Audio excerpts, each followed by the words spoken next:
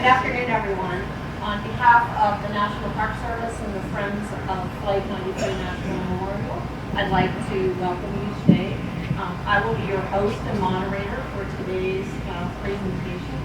I am the head of the board, Flight 93, Friends of Flight 93, and also a National Park Service volunteer.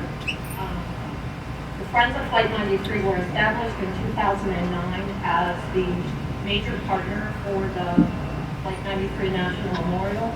We raise money to support education, special projects. We've helped to raise money for the building of the Tower of Voices, which I'm sure many of you saw as you were coming in this morning. I'd like to introduce my partner from the National Park Service who is helping me today. I have with me Greg Zaborowski.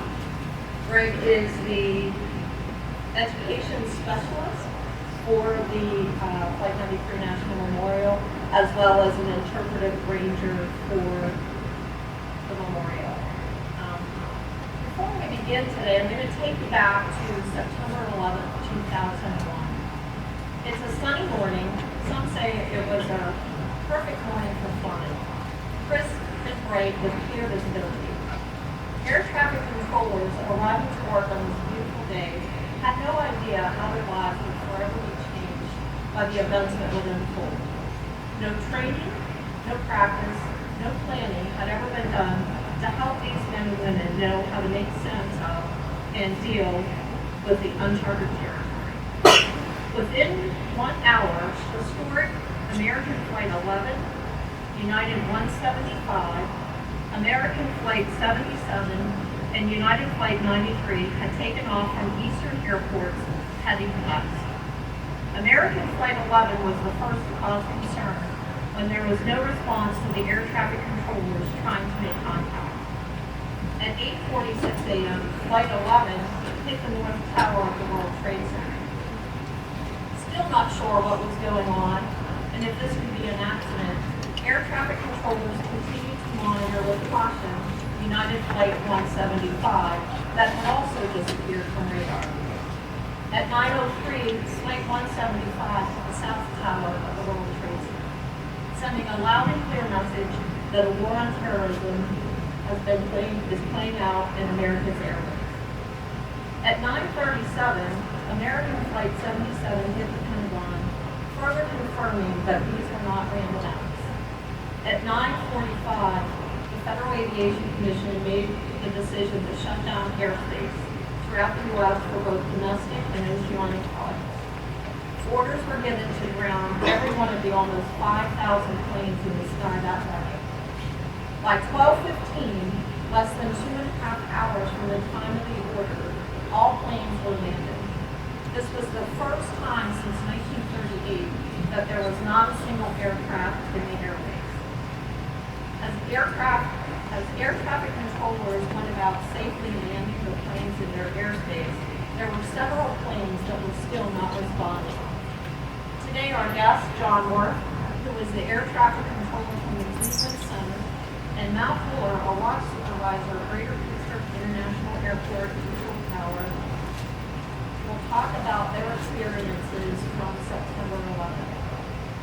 John, is for you. Is it true that the Cleveland Center, where you worked on September 11th, was one of the busiest centers in the United States? Actually, it was the busiest. The busiest. Until the last 10 years or so, I think now it's finally. Okay.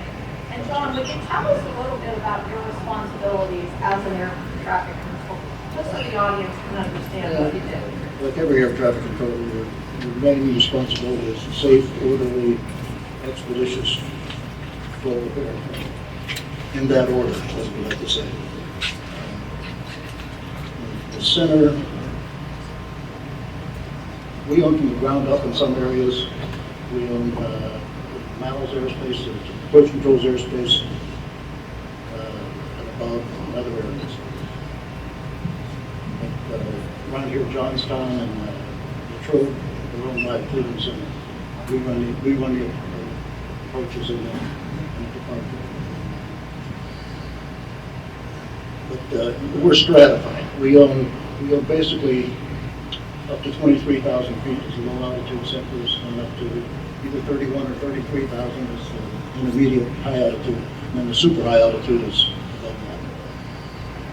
And on September 11th, I was working the super high altitude sector, the range sector. Okay. And now, what was the responsibility of a watch supervisor, and how long were you in your position? Let me ask first, John. What is the top of the super high altitude airspace? How high up to super high altitude go? 60,000? Goes up to the stratosphere. To think about air traffic airspace, it's helpful. Assume this room is the airspace over the continental United States, and the center facilities own all of it, except they redelegate. For example, at the Johnstown Airport, there's a control tower that handles two kinds of airplanes in that airspace called IFR and VFR. And then at Pittsburgh, there's what's called a radar approach control that owns the airspace at 12,000 feet and below, about 30 miles from the airport. And we separate airplanes in that airspace, both going to Pitt and other airports. So just think of the air traffic airspace as a three-dimensional jigsaw puzzle, kind of like a Chinese jigsaw puzzle. John owns most of it. That's his. In the busiest center in the United States. Right. One of the reasons we're the busiest was our airspace ran from just east of Fort Wayne, Indiana, to just west of Harrisburg, from just south of Toronto to just north of Columbus, in Washington. It's irregularly shaped, but it's pretty big airspace, and we get almost all the traffic from the East Coast hubs to the West Coast and to Chicago. So that's basically why we're the busiest. A watch supervisor, I was the guy in charge of the radar and control tower at the Pittsburgh International Airport. The watch supervisor's responsibility is to make sure the positions are staffed with appropriate controls to handle arrival and departure rushes, to take care of any intermediate problems with the airport, and to generally be the overall guy or gal who makes decisions about things that affect both the control tower and the radar room. Because the control tower would have a subordinate to me, but a supervisor in charge of the control tower. So we would need to talk to each other about things that affected both facilities. I was in that position for about 3 years. It was my last tour of duty, and I was at Pittsburgh for, I guess, a total of 5 years. And now, when we talked earlier, you told me that you were in the radar room in Pittsburgh when you heard the World Trade Center had been hit. You walked into the break room and saw the second plane fly into the World Trade Center. What was going through your mind at that time? Well, the first thing,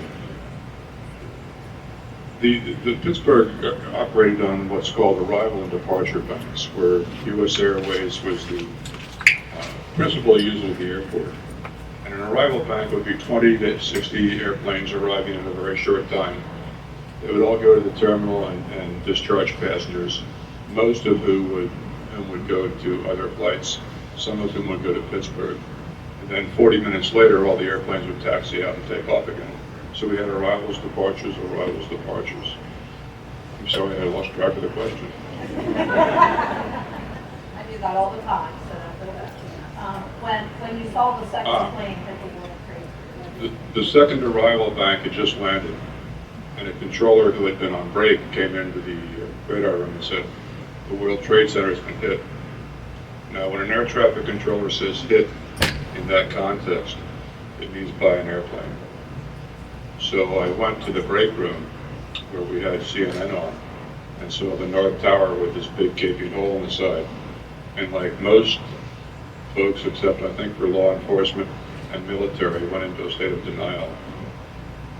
Went back and talked to the second guy in command, and it didn't make any sense. We weren't getting information on what was happening in New York, so I walked back to the break room and saw the second aircraft hit. And that's when I knew we were either at war or going to war.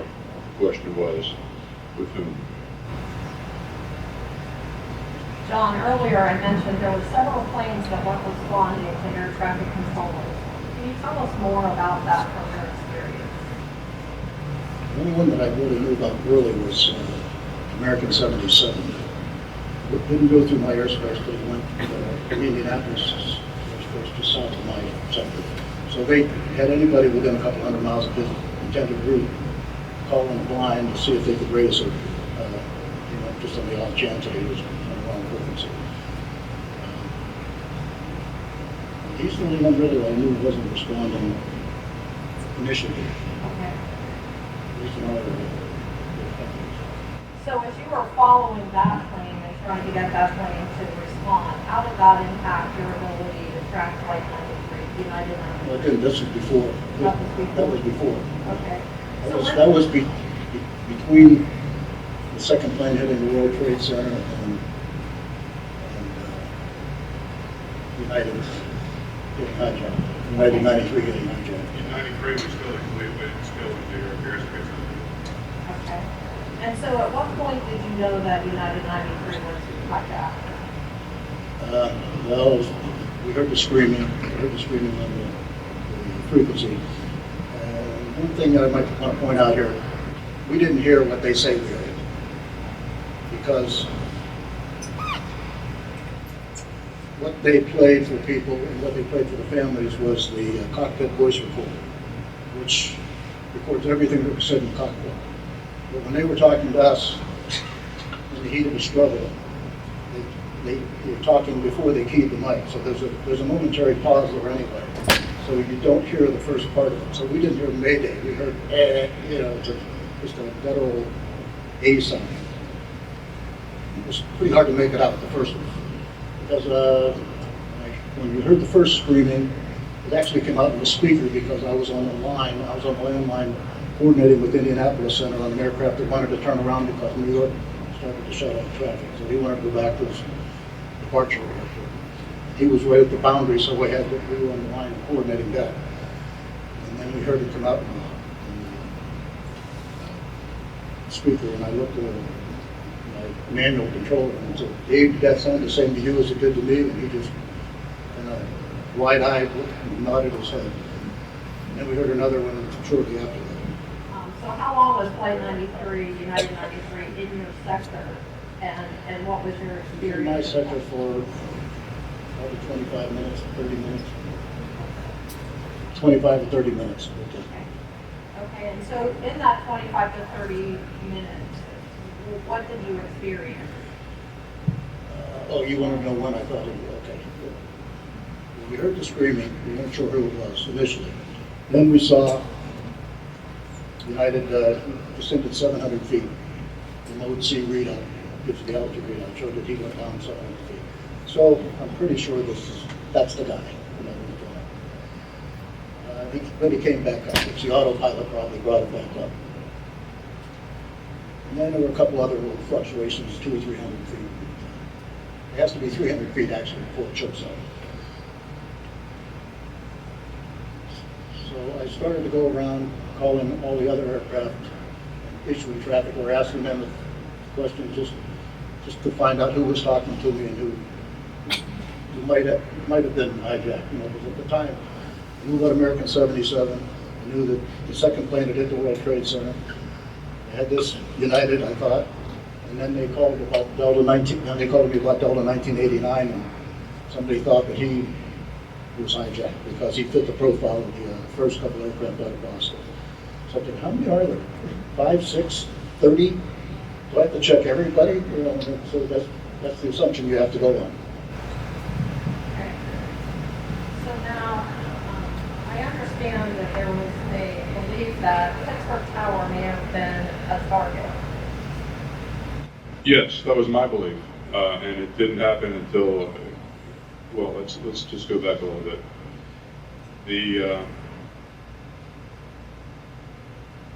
At the time, I believe air traffic nationwide thought there were about 12 airplanes missing, and that was incorrect, of course.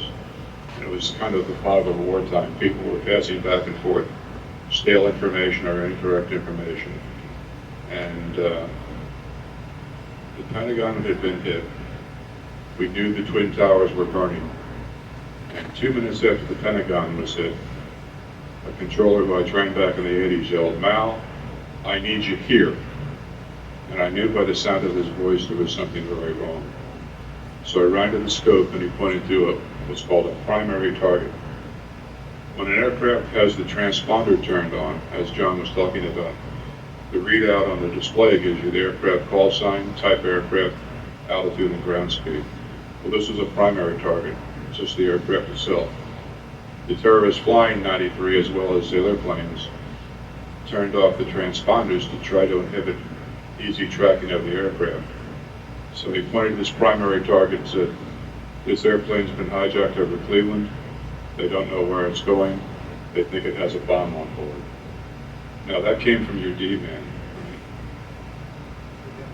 Yeah, there generally in a route sector, in a center, there's not just a guy sitting in scope, there's a couple of assistants. So that information had been given to him, my controller, over the intercom. And I could tell two things very quickly in two sweeps of the radar. The first thing was that the aircraft was going very fast, probably at or close to a speed called VNE, velocity never exceed. Every aircraft has design limitations, and you don't want to fly beyond that speed because you can damage the aircraft. But the clowns flying these planes were concerned about hitting the target and not preserving the integrity of the airframe. The other thing I could tell was that the aircraft was heading directly for the airport, which the control tower at the airport is only about 240 feet off the ground. But in terms of altitude above mean sea level, compared to buildings in downtown Pittsburgh, it's taller than most of them, because downtown Pittsburgh is 500 feet below the surface of the airport. So we knew the Pentagon was just hit. We thought there may be a dozen airplanes missing. Airplanes coming for us, so look at us before downtown. I assumed that we were a target, so I evacuated the facilities. And John, did they also evacuate Cleveland Center?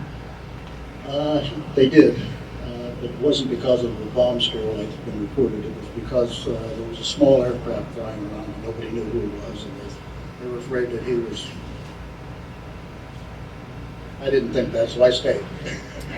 I stayed in, and I was in there till noon, and then they figured he's probably the last guy we should have in there. Get him out. How involved were you with landing there? At the oral history report, they asked me how many, and I said about 80, which was impossible. Because in 2 minutes, impossible. From the time we learned the aircraft was coming in, we had about 8 aircraft in the system. When I made the announcement to evacuate, 2 or 3 of the airplanes saw each other in the airport and followed them in trail to the airport. A couple were giving hold instructions in the airspace, and we told them we'd be back to them in 10 or 15 minutes. If they didn't hear anything, they would return to Cleveland and get further instructions. But we didn't want to give Cleveland more problems right away. I figured we could take care of the airspace in a reasonable amount of time after the evacuation. So what was it like for both of you, given that your entire careers were in air traffic control? What was it like not having any planes? You mean those careers that were flashing in front of our eyes? That's about what it was like. Don't make a mistake here. This is big. That's all you can think about. Whatever you do, don't do anything wrong. No. But we weren't trained for this, obviously. They used to have a test that you made a guesstimate about how long it would take if there was a nuclear attack on getting airplanes out of your sector, but they couldn't really get them on the ground. You know, they would say after 10 minutes, they said, oh, well, we got everybody down in 10 minutes. No, you didn't. You got them from this sector to that sector to this sector. But, so it was pretty much winging it, you know. It's, but I worked United, I worked Delta 1989, who was behind the one they thought. He was 20 miles in trail. And I also worked Ashpa's flight later. So I had a pretty full morning. We figured out a way to get the Attorney General back to Washington without me getting thrown in prison. When I gave the order to evacuate, the aircraft was 30 miles from the airport, and we bailed out. There was a predetermined point we'd go to together and decide what to do next. As people left the facility, I went to see, we had some handicapped folks in wheelchairs that I wanted to make sure they had been cleared from the facility and they were gone. So I walked back through the radar room, and 93 was now 10 miles from the airport, still headed directly at it. And the radar recording reveals it passed over the airport. But when I got out, I think when I got out to the gathering point, the plane had already passed over top of us. We never saw it. You'd think in a sunny day like that, you'd see it blend off the skin, but it never happened. So it was not necessarily the culmination of my career, but it was something we'd never done before. John was talking about stopping or putting airplanes on the ground. The procedure was called SCATANA, Security and Control of Air Traffic and Navigational Aids. And it was a Cold War procedure designed through the nuclear exchange between the Soviet Union and the United States. Everything on the ground, everything would stay on the ground, was on the ground. Everything in the air would be landed at the closest airport. And it turns out that we followed SCATANA without realizing it by the decision to stop all departures and ground all airplanes. So, what were your thoughts when you heard that a plane had crashed in something? Mine initially was anger and frustration that we couldn't do more to the top of it. I mean, you could hope that something was going to happen. It was pretty inevitable. You heard the other ones were suicide missions. What went through my mind was they're going to crash it somewhere. They're not going to let it be landed. And I thought maybe they'd put it into Pittsburgh. I was hoping they didn't. You know, we were just trying to keep them, in the air. That's why I was trying to get him to talk to me to see what his intentions were. Because all I have is a microphone, frequency, and the radar. Right? You know, I can't turn the guy myself or land him or shoot him down or anything. You know, so I figured I'd let the military do that. But when we found out later that the military didn't know about it, it makes what the people on that flight did even more impressive to me. How did I feel? Bewildered, I think, is how I felt, and anger and a deep sense of mourning for what humanity was obviously getting itself into. When we were out in the parking lot, which is the assembly point, I had a cell phone with me, and we were to call a number in case we ever went out of business for weather, or thunderstorms, or electrical failures, whatever. I opened my cell phone and called the number, and I couldn't get a dial tone. And the reason I couldn't get a dial tone was because all the people on the airplanes that had taxied out for departure and couldn't take off. And the several airplanes had landed. All the people on those flights were on their cell phones trying to find out what was going on. I went back into the facility by myself to see if there was still a threat to the airport.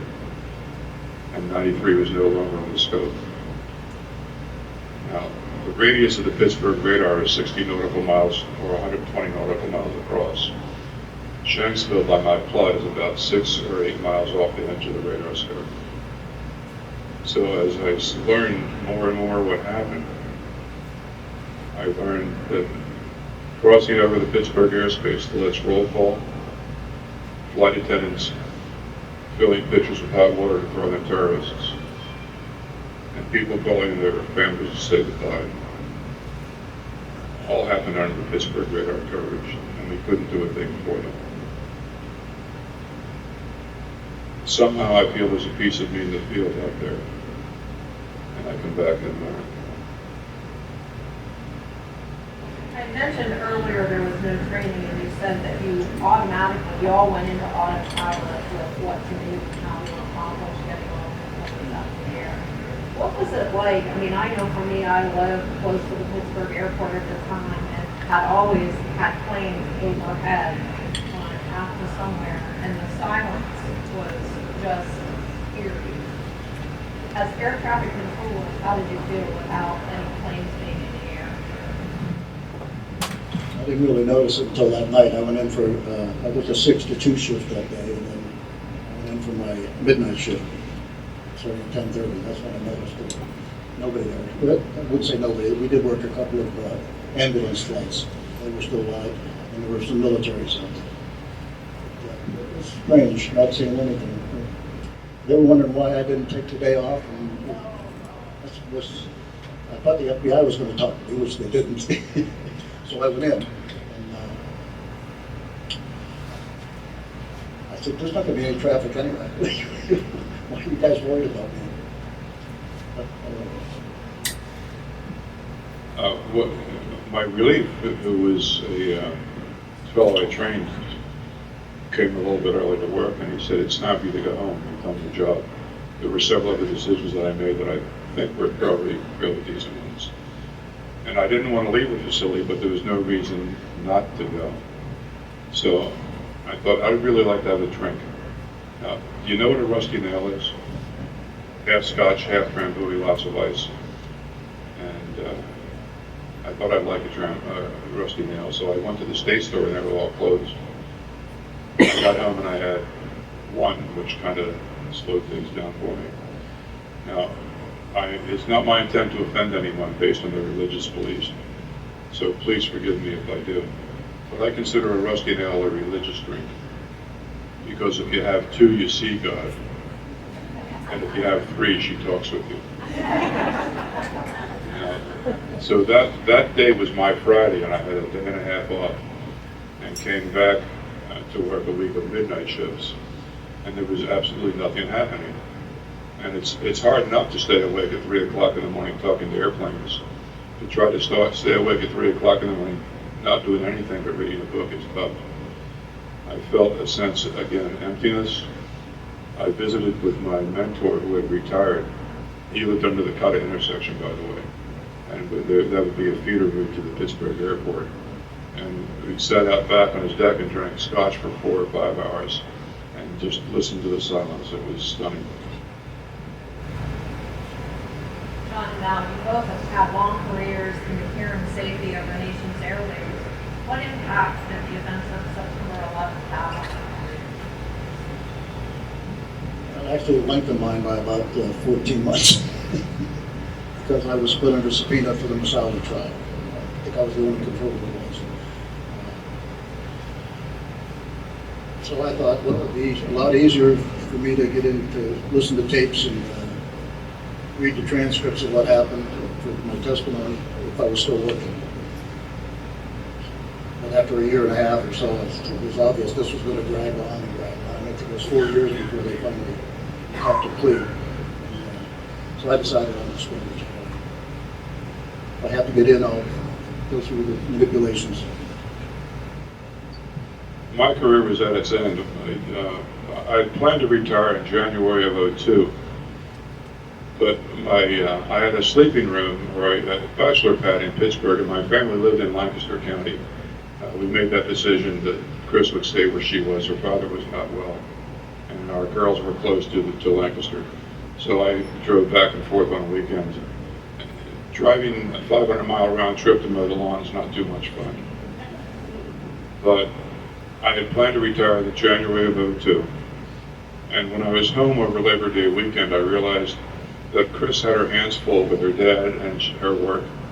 And I just felt it was time for me to come home and help out. So I got back to work and talked to my boss and said, I'd just like to retire as quickly as possible. And he said, could you stay until September 30? And I said yes. So it wasn't long after that 9/11 happened. And if I hadn't already made that decision to retire on the last day of September, I just wouldn't have gone back to work. Now, you've been a board member of the Friends of Flight 93 and frequently do public speaking and tell the story of the 40 heroes. What has fueled that passion for you? About 10 years ago, maybe 11, there was a fundraiser for the memorial, and I was asked to speak with a family member whose was related to one of the flight attendants. And I learned that day that people listened to what I had to say. And I was a founding member of the Friends of Flight 93, and thought I could just start doing that talk to raise money for the memorial. And that has since translated into a DVD, which is available at the bookstore, by the way, called 9/11 and the Heroes of Flight 93. And it tells my story from my perspective. And I intertwine known events of the day with what happened on the airplane and with my day. There's a control tower in the back and then the 40 heroes in the front. And I will give this talk anywhere you want me to. If I need to go to California, I like the flight reimbursement, and maybe an overnight stay someplace. But I'm available to make this talk. It's a passion of mine to get the word out to young people. When I speak at colleges and high schools, it's increasingly evident that today's youth do not have any connection to and very little knowledge of 9/11/01. And that's kind of evidenced by how many folks here are under the age of 21? 1, 2, 3, 4, 5, 6. Well, I'm glad you're here. But it's evident that there should be more here. And how do we fix that? Each one of you folks has a 9/11 story. I urge you to sit down with the young people in your lives and tell them about your day, and then reach into the broader subject. If we forget this time, it's going to happen again. We cannot allow that to happen. And how can you help? Join the Friends of Flight 93. Again, talk to the young people. Bring them to the memorial. If you haven't been down to the plaza yet, you'll find that when you walk onto that sacred ground, that people immediately start to whisper in most cases. And you will feel a heaviness and a sacredness that you'd feel at the Arizona Memorial or the Vietnam Wall or the World War II Memorial. End of commercial. Okay, we have some time now. We're going to open it up for audience questions for either Mal or John. I have two questions. One is, did the Air Force intend to shoot 93 down if it got close to Washington? The Air Force didn't know about it until after he crashed. You can't talk about United 93 without talking about Delta 1989 and to some extent American 11, because they were both misidentified. American 11, somebody thought that he was still flying towards Washington. So when they say they were looking for a flight coming to Washington, another flight coming to Washington, it wasn't United 93, it was American 11. They didn't know about 93 until, Leeds didn't know until after he crashed. And Delta 1989 landed at Cleveland, thank God, because they were going after him, because he was misidentified and misinformation was given that he was hijacked. And I'm sitting there thinking, he's not the one, it's this one. And nobody would believe me. A supervisor kept coming around the corner. Oh, it's the Delta. I said, it's not the Delta. I said, not yet anyway. We didn't know what was going to happen eventually, but I said, it's not him. So they didn't know about United. I thought maybe when United went down in the open field, I thought maybe the military did get it. We never saw it because they were under the radar, but it didn't happen. They didn't know about it, unfortunately. It just didn't work. The system broke down. The bureaucracy broke down. Yeah, the requirements to be a follower of radar and all those things, they've changed the regulations or the restrictions to become one of them. When I was hired, you had to read, write, and speak the English language and be a good moral character. Well, they failed on that point. But I have no idea what the restrictions are now. Do you, John? It's There are, historically, controllers were drawn from the military. There are now a number of colleges with associate degrees in aviation. There's a very active college at the Beaver County, Pennsylvania, Beaver County Community College, that actually runs a control tower and trains people to do the job. But as far as exact requirements, I'm sorry.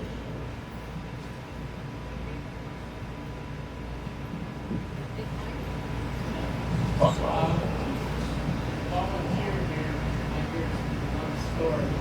One of them at Pittsburgh is that Air Force jets were in the air during this time.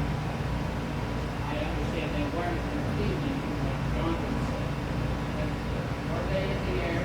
Were they weren't? There were none in our airspace that we were aware of.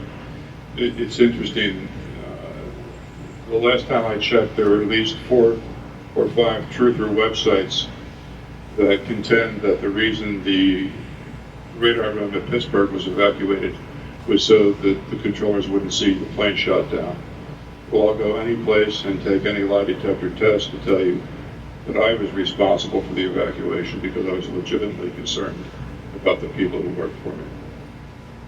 We did launch tankers, military refueling aircraft, KC-135s.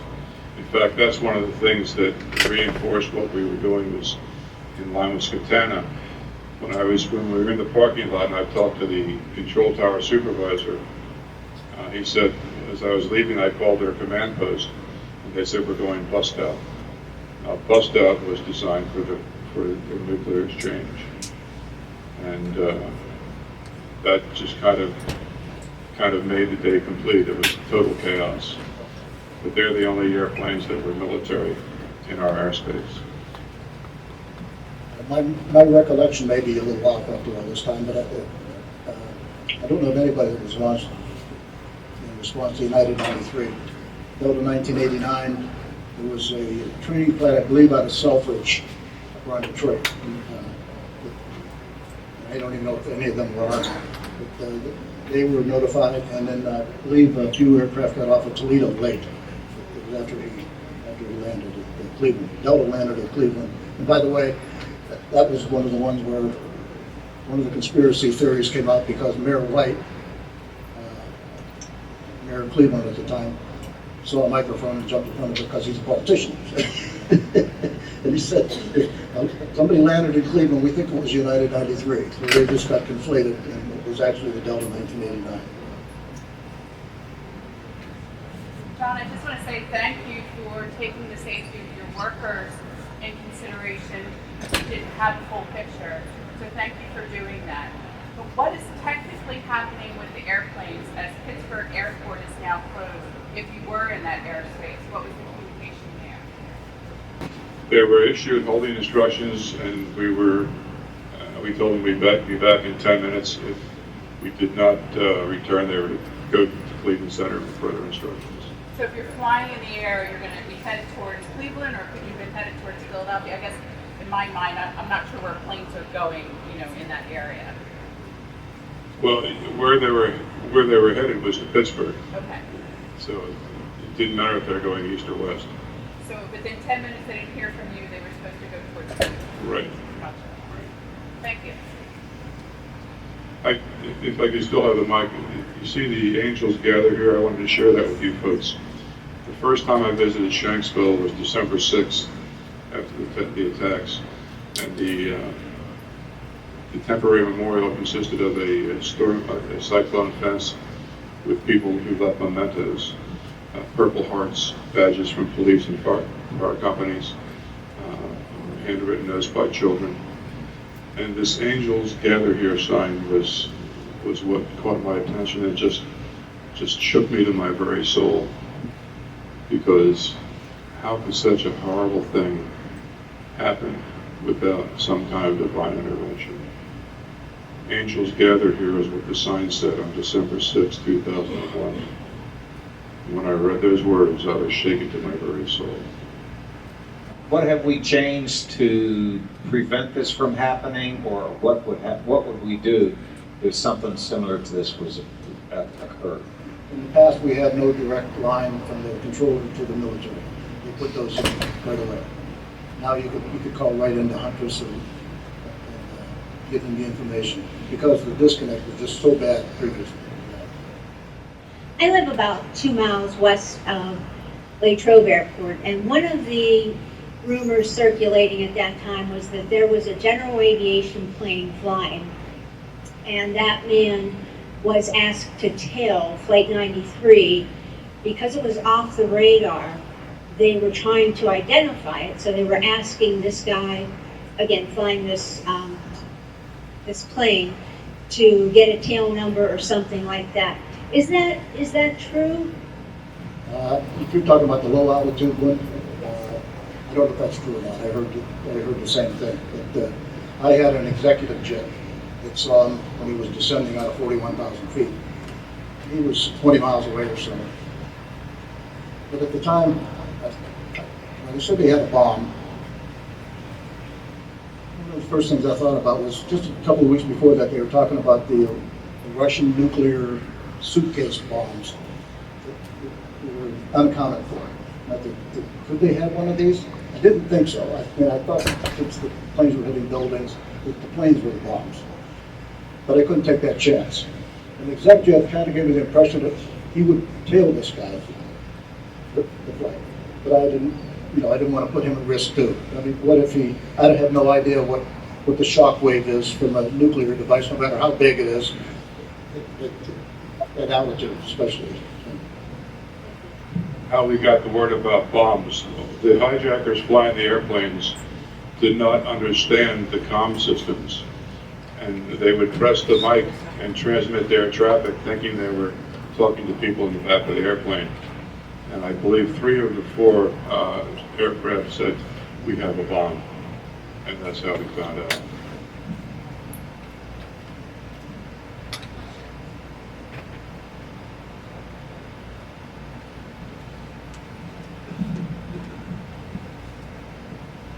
So what happened after the 10 minutes?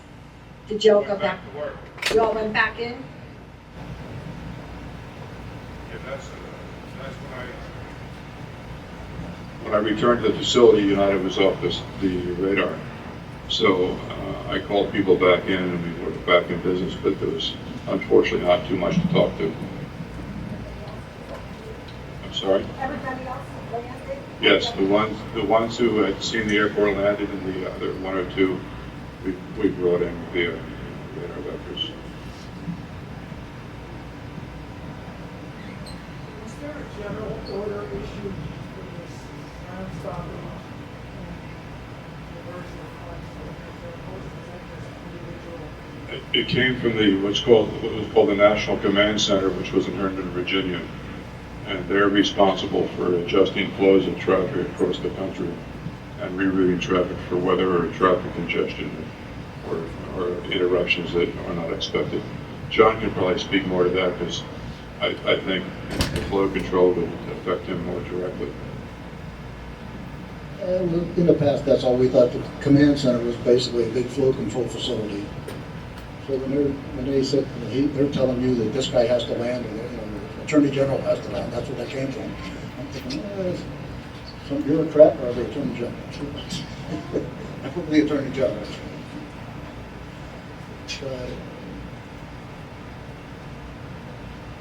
The ground stop, I wish it would come right after the second plane hit the World Trade Center. In United 93, it wouldn't have taken off. Or after the second one was, I take that back, after the second one was hijacked.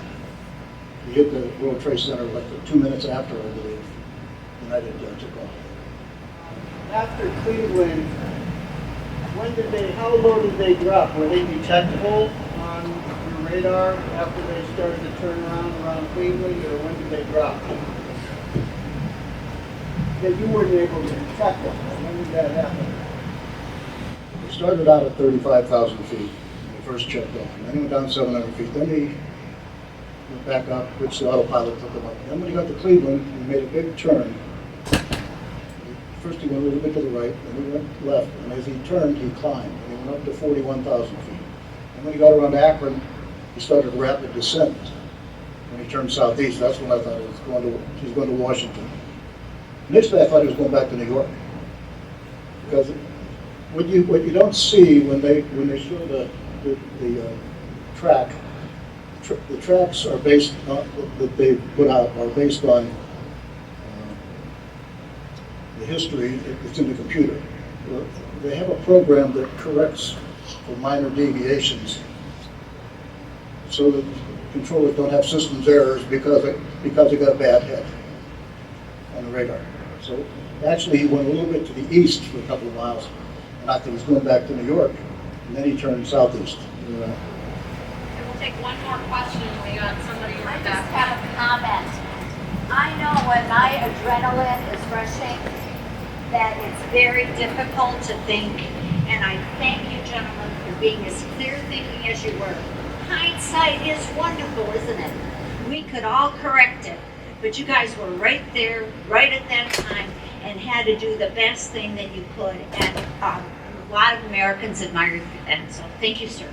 Gentlemen.